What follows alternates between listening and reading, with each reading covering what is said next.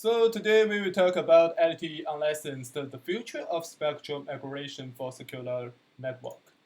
First, about the overview of this lecture, we divided this paper into 5 parts. First, we will tell the reasons why we introduced LTE licensed and its framework, potential benefits, challenges. And finally, we will talk about the performance evaluation.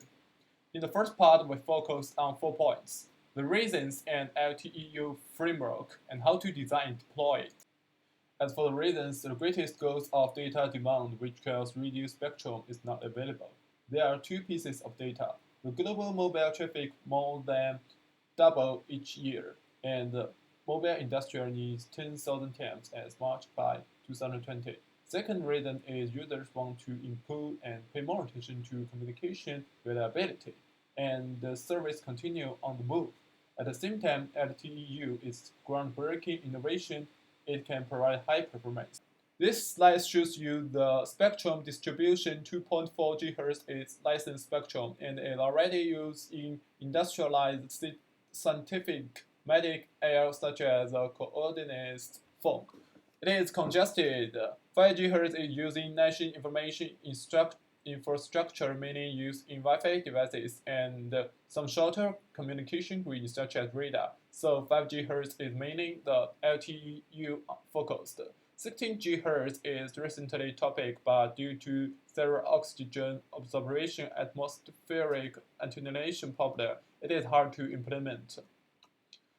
So in different countries and regions, they have their own regulation and agreement. For example, in this figure, in 5 GHz, US and Europe use different spectrum in different areas.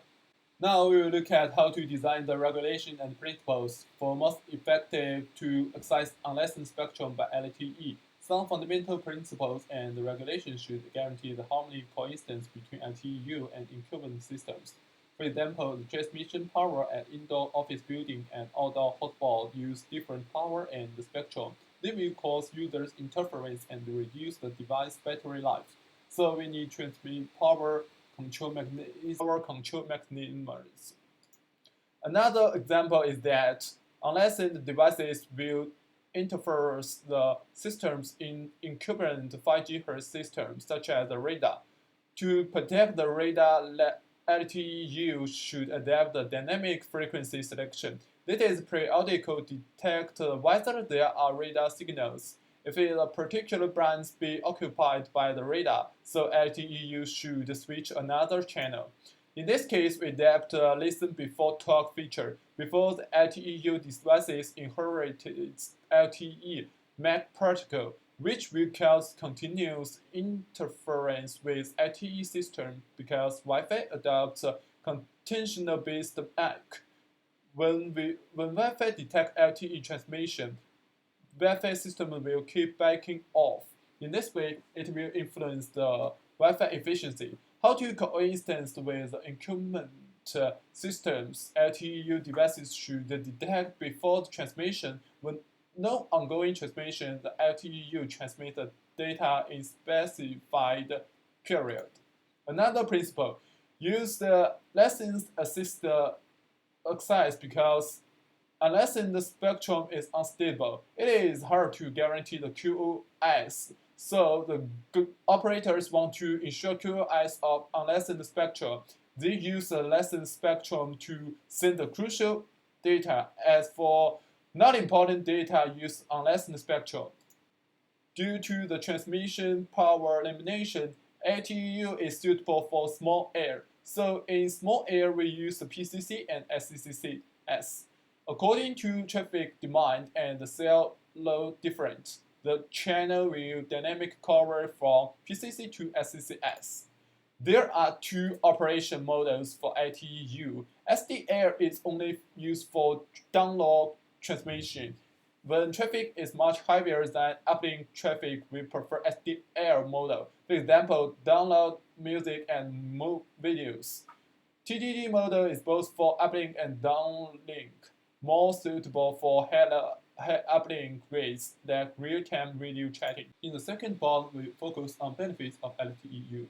The 4 main advantages: high data rates, reliable and security communication, seamlessly mobility and coverage, besides harmonious coexistence with incumbent systems. LTE-U can significantly boost in data rates because LTE-U uses CA technology, aggregate licensed and unlicensed bands to achieve higher throughput output. It offers higher efficiency than Wi-Fi because LTE-U adopts scheduling-based channel access rather than random access. The centralized mic can schedule multiple user transmissions. Besides, LTE-U uses other LTE technology in unlicensed spectrum. As for reliability and security communication, licensed band and unlicensed band are integrated on the same small cell station. Then the network side has more global information, so it is facilitate unlicensed access better. At the same time, due to the LTE defined non-QoS identifier for different application type. Different type have different priority. High priority will use a licensed spectrum whatever unlicensed channel condition is. LTE-U can also provide seamlessly mobility and coverage because LTE-U uses the same LTE access methods on both licensed and unlicensed. So they build a unified network architecture, same core network, and integrate authentication, security management procedures, and synchronization on both spectrum so that to handle interference bursts better. It also provides unique coverage. It also provides ubiquitous coverage and ongoing session can be switched seamlessly. LTE-U provides better and robust L-link structure for mobility. LTE-U need to take care to protect the performance of incumbent systems. Some groups and organizations do lots of attempts, such as improving the Wi-Fi systems through output in the dense deployment scenarios. Standardize the 802.11ax President Wi-Fi prototype that can achieve as high as 10 GB seconds data speed in 5G Hz band. As my partner YINGTONG said in the previous presentation, the LTE-U is a groundbreaking innovation to meet the increasing mobile data demand, but it still faces quite a few challenges before coming to reality.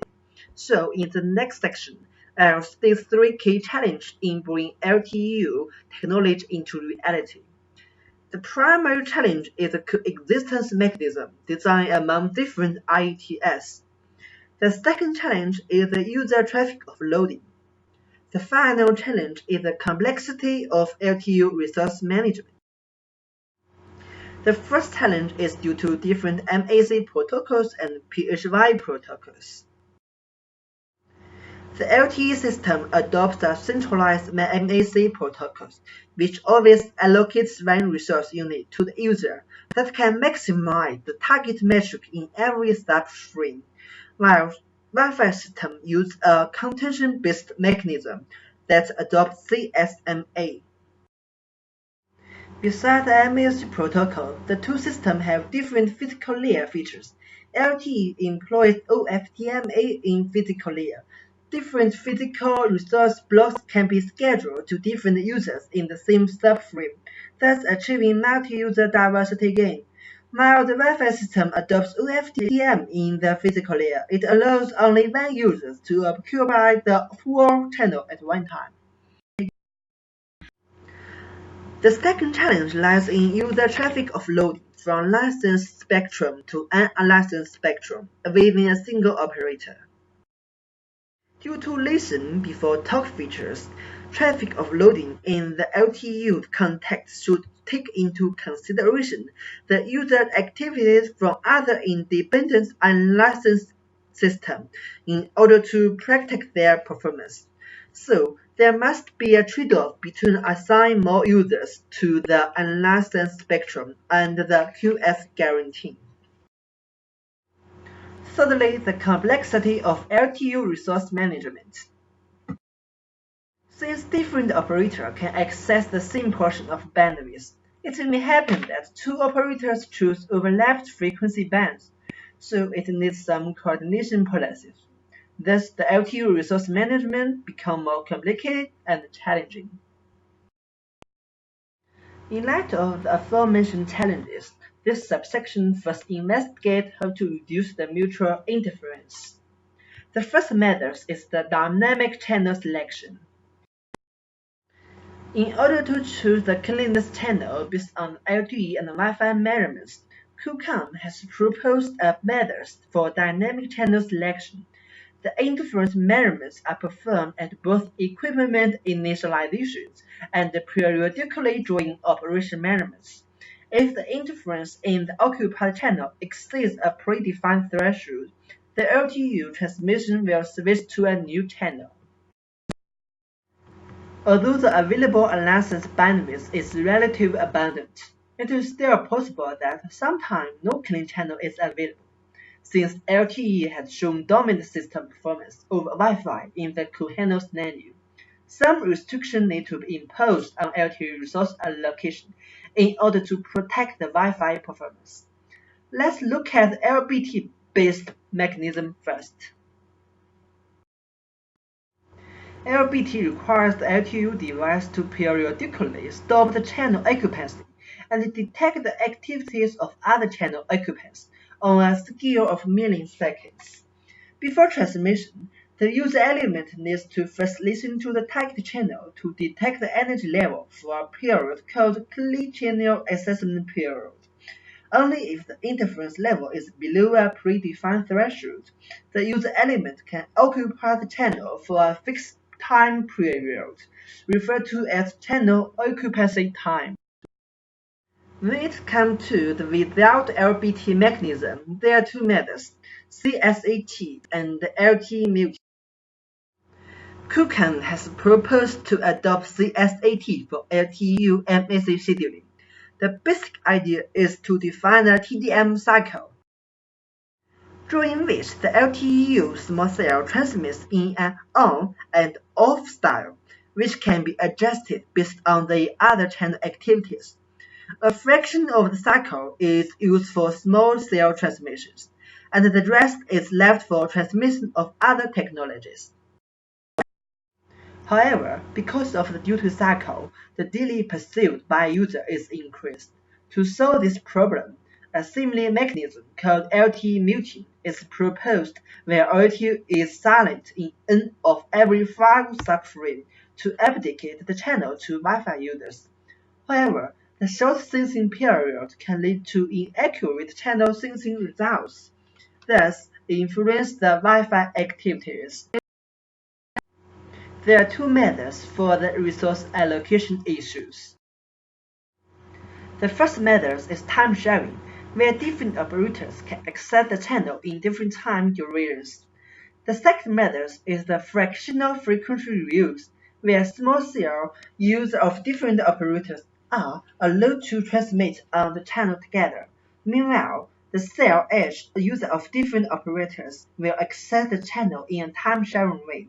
Compared with the time-sharing approach, the FFR approach is more spectrum efficient and flexible in resource allocation, but at the cost of higher computational complexity and control overhead.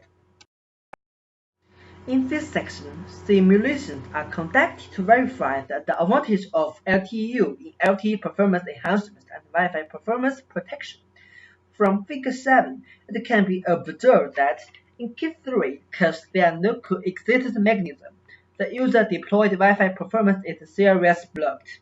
In Case 4, when the coexistence mechanism of duty cycling is implemented, although the LTE unlicensed user throughput decreases, it is still higher than that in Case 1. More importantly, the Wi-Fi user throughput increases significantly compared to that in Case 3 and Case 1. This indicates that when LTE-U small cell can be as good as a neighbor to a Wi-Fi network as Wi-Fi itself, and sometimes even better. In Case 5, where ZSAT is adopted, the LTE-U unlicensed user throughput is increased, while the Wi-Fi user throughput is slightly decreased compared to Case 4. This is because the duty cycling mechanism adopts LBT features, which can better decrease the collision possibility with the Wi-Fi users. In this presentation, the framework overview for LTE-U has been first elaborated, followed by the potential LTE-U benefits. Furthermore, three challenge issues have been stated in bringing LTE-U to reality, and related research directions have also been discussed. Finally, simulation results have been presented to verify that LTE-U can achieve higher throughput for small cell users, while protecting Wi-Fi network performance well.